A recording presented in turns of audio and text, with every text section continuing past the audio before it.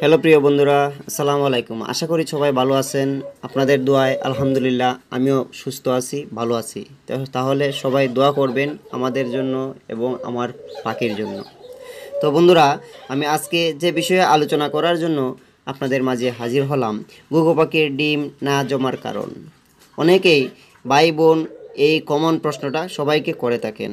অনেকবার ডিম নষ্ট করেছে, এখন চিন্তায় আছি আবার যদি ডিম নষ্ট করে। ডিম নষ্ট হওয়ার কারণ কি এবং আমি এ অবস্থায় কি করতে পারি? প্রিয় ঘুঘু পাখির ডিম নিয়ে ব্রিডাররা এমন অনেক সমস্যায় পড়েন। কখনো ডিম জমে না, আবার কখনো ডিমের ভেতরেই বাচ্চা মারা যায়। কী কী কারণে এই সমস্যা হতে পারে জেনে রাখা ভালো।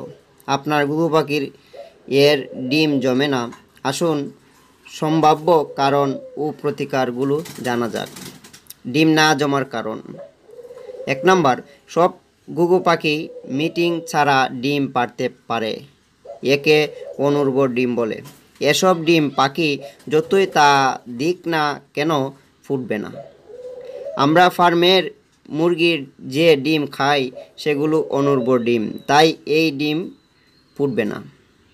প্রতিকার, নিশ্চিত হতে পারলে ডিমগুলো ফেলে দিন। 2 নাম্বার, মিটিং এর সময়ে মাঝে মাঝে শুক্রাণু ঠিকভাবে ভেতরে যেতে পারে না, এজন্য ডিম জমে না।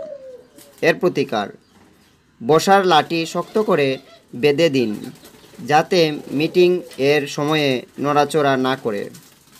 লাঠি যাতে অতিরিক্ত মোটা বা চিকন না হয়। মেল ও ফিমেলের বেন্টের কিছু পালক তুলে ফেলুন। পালক তোলার সময় ফু দেবেন এবং কাজটা তাড়াতাড়ি করবেন যাতে ঘুঘু পাখি কষ্ট ও ভয় না পায়। ঘুঘু পাখির বেন্ট বা পায়ুপথ বলে।